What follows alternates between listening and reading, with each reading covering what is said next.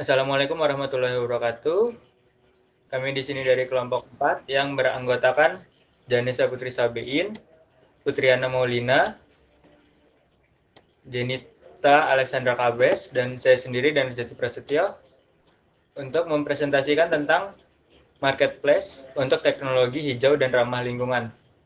Jadi pada presentasi sebelumnya dulu. Oke. Jadi untuk di marketplace ini platform e-commerce yang khusus menyediakan produk dan layanan yang ramah lingkungan, mulai dari energi terbarukan hingga produk daur ulang dan pengelolaan limbah. Jadi ini bagi konsumen untuk menemukan berbagai produk tinggal untuk uh, jual beli barang-barang yang sudah tidak terpakai, seperti barang-barang daur ulang, sampah plastik dan segala macamnya. Untuk selanjutnya dijelaskan oleh rekan saya.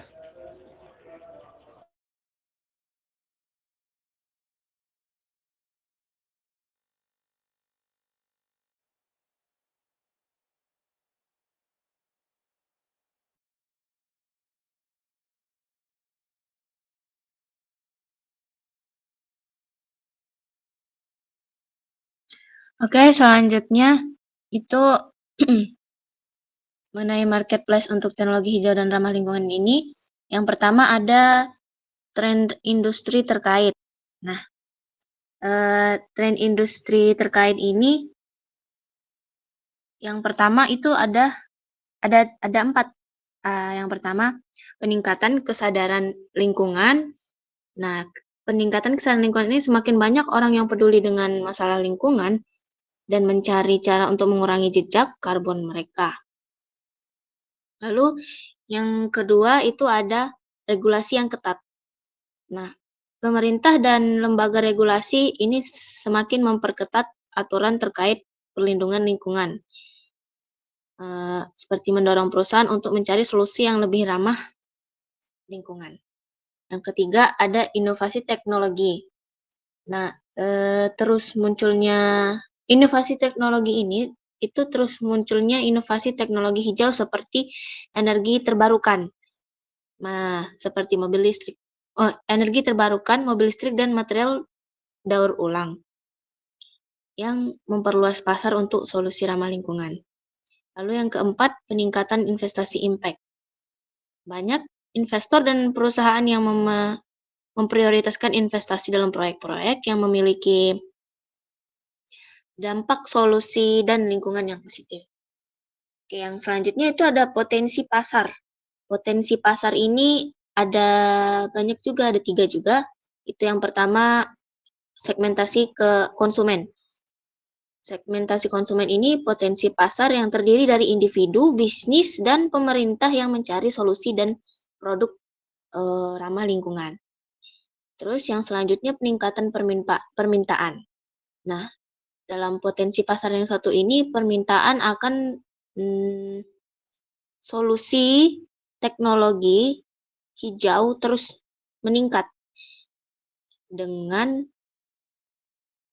seiring dengan peningkatan kesadaran akan isu lingkungan. Oke, terus inovasi produk dan layanan. Itu mengembangkan inovasi produk dan layanan baru yang dapat memenuhi kebutuhan pasar berkembang. Oke, selanjutnya itu adalah pesaing utama. Nah, pesaing utama ini itu ada 2, marketplace teknologi hijau yang sudah ada. Lalu yang kedua perusahaan teknologi besar.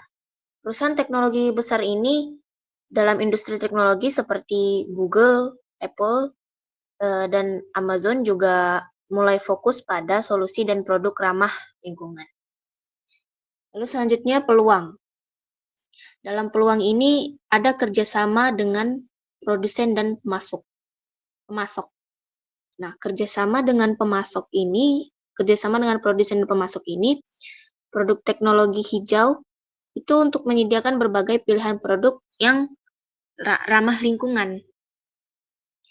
Lalu selain itu ada peningkatan kesadaran, yaitu memanfaatkan peningkatan kesadaran masyarakat akan isu lingkungan untuk meningkatkan penjualan dan keberhasilan bisnis. Oke, selanjutnya adalah inovasi produk dan layanan dalam peluang. Itu mengembangkan inovasi produk dan layanan baru yang dapat memenuhi kebutuhan pasar yang berkembang. Terakhir itu ada tantangan. Nah, di tantangan ini ada pesaing yang ketat. Persaingan yang ketat ini dengan marketplace yang itu persaingan dengan marketplace yang sudah mapan dan perusahaan teknologi besar dapat menjadi tantangan dalam memperoleh pangsa pasar. Terus keterbatasan pasokan produk dan pemahaman konsumen. Pemahaman konsumen ini yang kurang dari konsumen tentang keuntungan teknologi hijau dan harga yang mungkin lebih tinggi dapat menjadi hambatan dan penerimaan pasar. Oke, selanjutnya itu ada SWOT dari Marketplace untuk Teknologi Hijau dan Ramah Lingkungan. Yang pertama itu ada strength atau kelebihan. Nah, kelebihan dari Marketplace ini itu fokus pada market. Dengan spesialisasi pada teknologi hijau, bisnis ini dapat menarik perhatian konsumen yang memiliki kesadaran lingkungan yang tinggi. Lalu ada juga kerjasama dengan produsen dan pemasok. Nah, kelebihan yang di sini itu kerjasama dengan produsen dan pemasok produk teknologi hijau yang dapat memungkinkan akses ke produk berkualitas dan variasi yang luas. Oke, selanjutnya itu ada kelebihan komitmen terhadap keberlanjutan. Komitmen bisnis ini terhadap keberlanjutan dapat menarik konsumen yang peduli dengan isu lingkungan dan mencari solusi yang ramah lingkungan. Oke, selanjutnya ada weakness atau kelemahan. Yang pertama ada keterbatasan pasokan produk. Kelemahan keterbatasan dalam pasokan produk hijau dari produsen dapat membatasi variasi produk yang tersedia dalam marketplace. Lalu ada opportunities atau peluang. Peluang ini antara lain peningkatan kesadaran lingkungan. Semakin banyak konsumen yang mencari produk dan solusi yang ramah lingkungan, itu menciptakan peluang untuk pertumbuhan bisnis agar lebih berkembang. Lalu ada kerjasama dengan perusahaan teknologi besar. Nah, peluang ini kemungkinan untuk bermitra dengan perusahaan teknologi besar yang juga mulai fokus pada solusi ramah lingkungan. Yang terakhir itu threat atau ancaman. Ancaman ini antara lain persaingan yang ketat. Persaingan dengan marketplace yang sudah mapan dan perusahaan teknologi besar dapat mengancam pangsa pasar karena bersaing dengan marketplace yang sudah besar dan kaya lah istilahnya. Lalu perubahan regulasi. Perubahan dalam regulasi lingkungan atau kebijakan pemerintah dapat mempengaruhi juga operasi bisnis dan biayai. Oke, sekian dapat dilanjutkan oleh rekan saya. Terima kasih. Apakah suara saya terdengar? Terdengar. Baik, yang selanjutnya, adapun beberapa rekomendasi terkait bisnis yang kelompok kami ajukan diantaranya adalah, yang pertama itu ada potensi keberhasilan bisnis.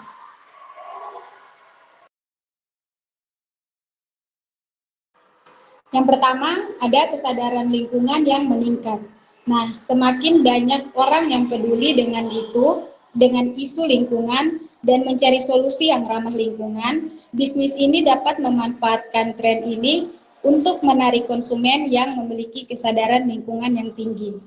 Yang kedua yaitu peningkatan permintaan produk hijau. Permintaan akan produk dan layanan teknologi hijau terus meningkat seiring dengan keadaan yang berkembang.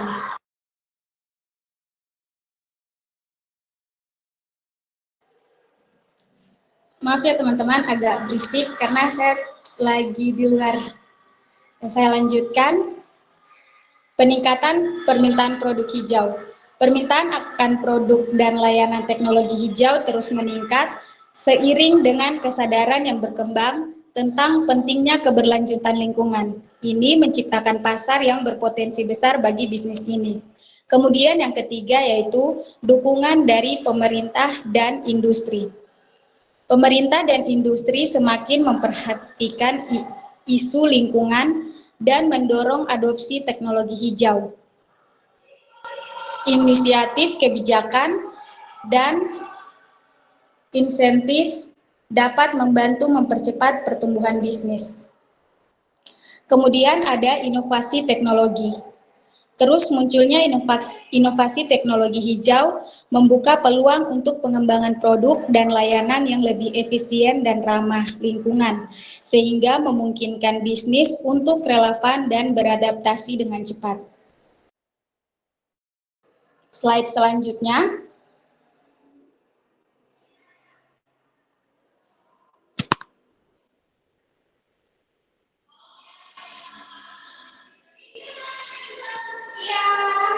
Slide selanjutnya. Kemudian yang berikut ada langkah-langkah mengatasi tantangan. Jadi, langkah-langkah mengatasi tantangan ini diantaranya ada beberapa, yaitu yang pertama, edukasi dan kesadaran, kemudian ada kerjasama dengan pemasok dan produsen, kemudian kualitas layanan pelanggan, penggunaan teknologi untuk efisiensi operasional, komitmen terhadap keberlanjutan, dan inovasi produk dan layanan. Yang pertama ada edukasi dan kesadaran. Jadi edukasi dan kesadaran ini meningkatkan kesadaran dan edukasi konsumen tentang manfaat teknologi hijau dan produk ramah lingkungan melalui kampanye, pemasaran yang informatif dan edukatif. Lalu kemudian ada kerjasama dengan pemasok dan produsen, di mana kerjasama antara pemasok dan produsen ini memperkuat kerjasama dengan pemasok dan produsen teknologi hijau untuk memastikan ketersediaan produk berkualitas tinggi dan beragam di marketplace. Kemudian yang ketiga ada kualitas dan layanan pelanggan. Nah, kualitas dan layanan pelanggan ini menyediakan layanan pelanggan yang unggul untuk memberikan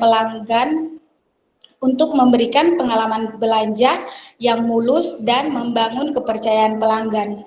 Kemudian yang keempat ada penggunaan teknologi untuk efisiensi operasional.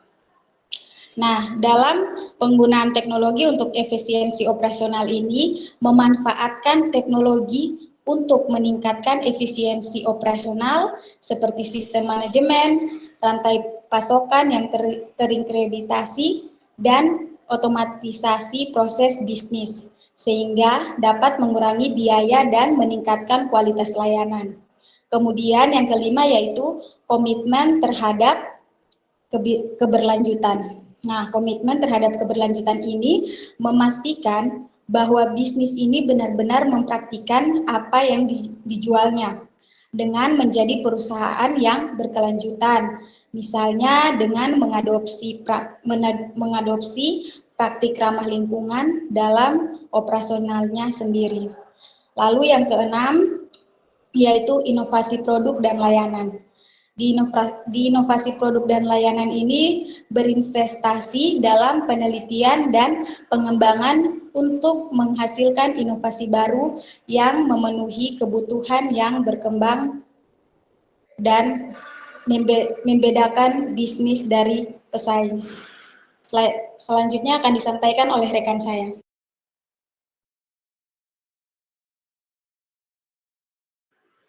Oke, next. Strategi pemasaran. Di sini ada strategi pemasaran, yaitu yang pertama ada konten berbasis edukasi, yang kedua ada kemitraan dengan influencer dan ahli, yang ketiga ada pemasaran media sosial berbayar, yang keempat ada kampanye email marketing, dan yang kelima ada kemitraan dengan organisasi lingkungan, lalu yang keenam ada penawaran khusus dan diskon. Next. Kesimpulan, marketplace untuk teknologi hijau dan ramah lingkungan. Marketplace untuk teknologi hijau dan ramah lingkungan memiliki potensi besar untuk berhasil di pasar yang berkembang saat ini. Dengan fokus pada niche market yang peduli dengan lingkungan, kerjasama dengan produsen dan pemasok, serta komitmen terhadap keberlanjutan, bisnis dan dapat menarik perhatian konsumen yang mencari solusi yang ramah lingkungan. Meskipun ada beberapa tantangan seperti persaingan yang ketat dan keterbatasan pasokan produk, dengan strategi pemasaran yang efektif, menggunakan teknologi yang meningkatkan efisiensi operasional dan inovasi produk dan layanan, marketplace ini memiliki peluang besar untuk tumbuh dan sukses dengan memperhitungkan kelebihan, kelemahan, peluang, dan ancaman, serta mengambil langkah-langkah untuk mengatasi tantangan tersebut. Bisnis ini dapat memaksimalkan potensi keberhasilannya dalam memenuhi kebutuhan pasar yang berkembang untuk solusi yang ramah terhadap lingkungan. Next. Baik, terima kasih dari saya. Saya cukupkan dan saya kembalikan kepada moderator. Oke, terima kasih untuk semua yang sudah menyimak presentasi dari kami. Jika ada yang ingin bertanya, kami persilahkan.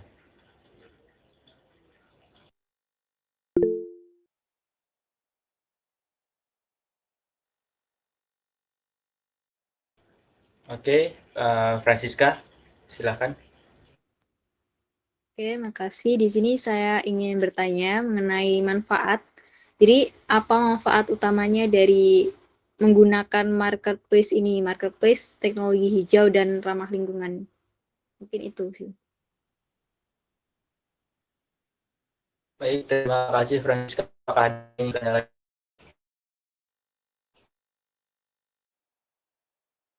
Oke, jika tidak ada yang ingin bertanya, izinkan kami untuk merundingkan dari pertanyaan Francisca tersebut. Terima kasih.